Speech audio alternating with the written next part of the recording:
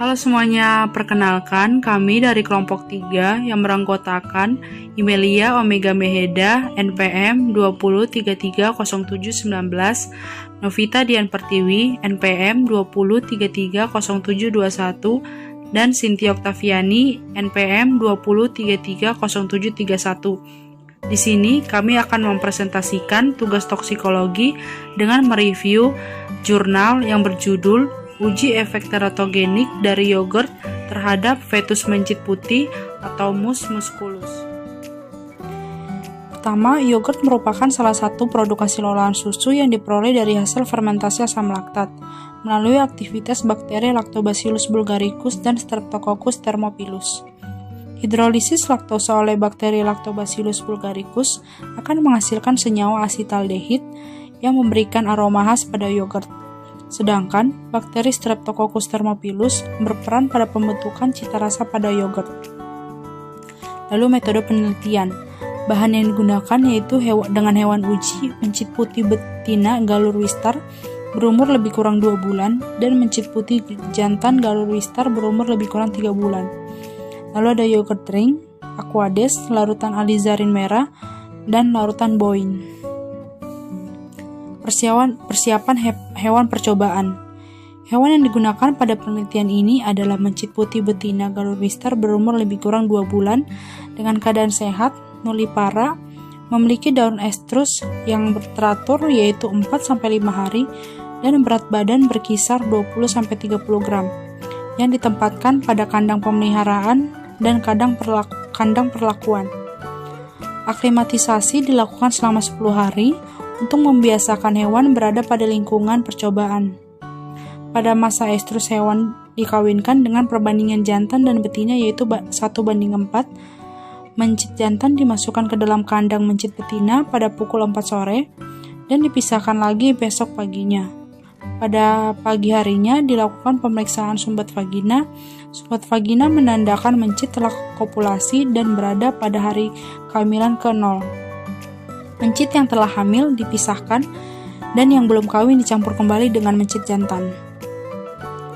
Yang kedua ada pembuatan sediaan uji dan pemeriksaan fetus mencit.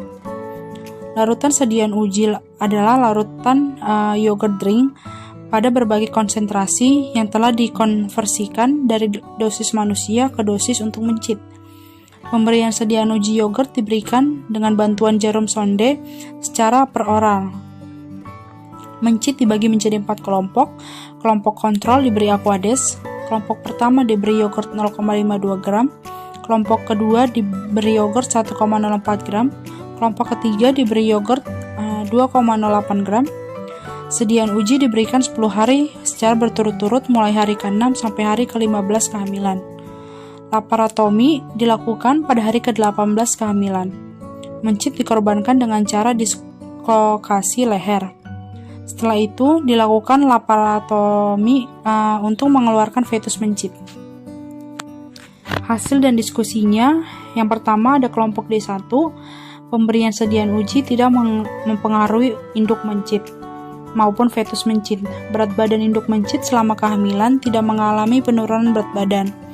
Jumlah fetus setelah dilaparotomi rata-ratanya normal, tetapi ada satu induk dengan berat yang normal tetapi hanya memiliki 2 fetus setelah dilaparotomi.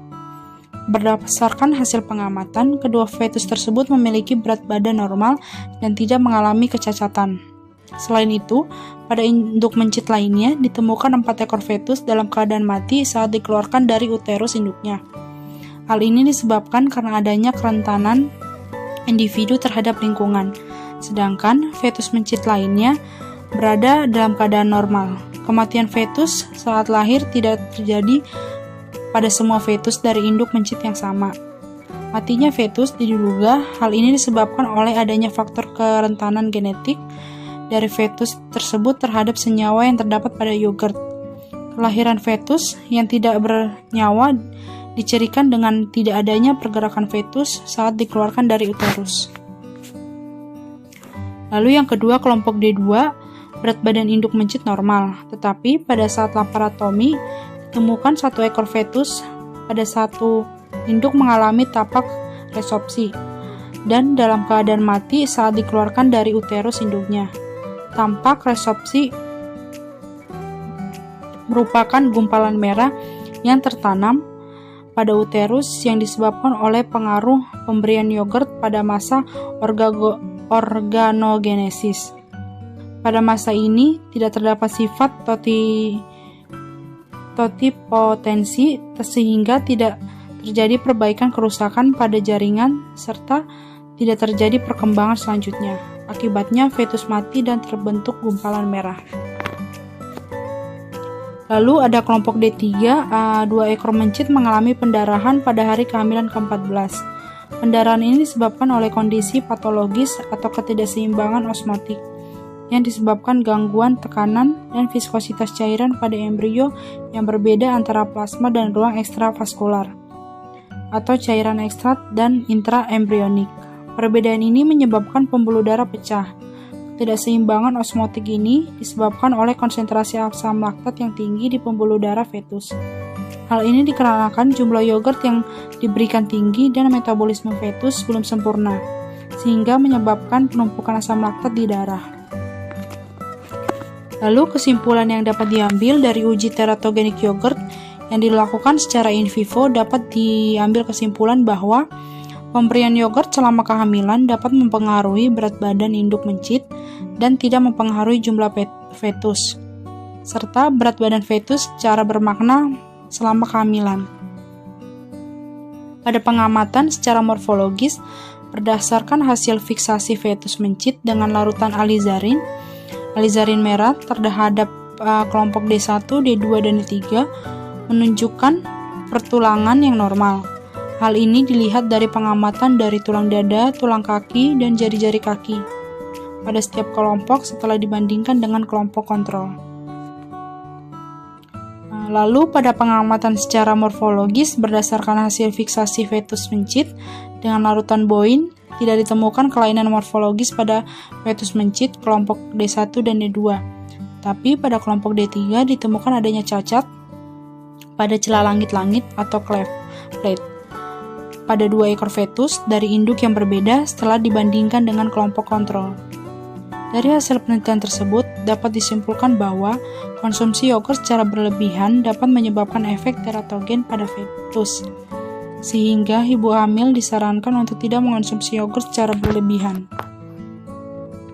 Demikian presentasi yang dapat kami sampaikan, kurang lebihnya mohon maaf.